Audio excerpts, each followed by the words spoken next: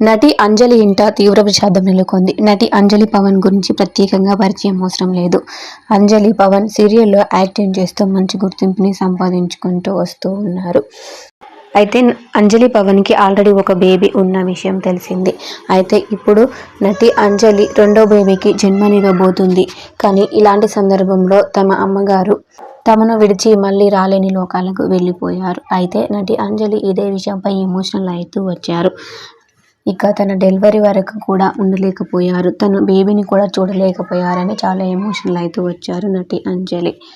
అయితే నటి అంజలి వారి అమ్మగారిని తలుచుకొని చాలా ఎమోషనల్ అవుతూ దానికి సంబంధించిన ఫొటోస్ని, వీడియోస్ని షేర్ చేయడం జరుగుతూ వచ్చేసింది.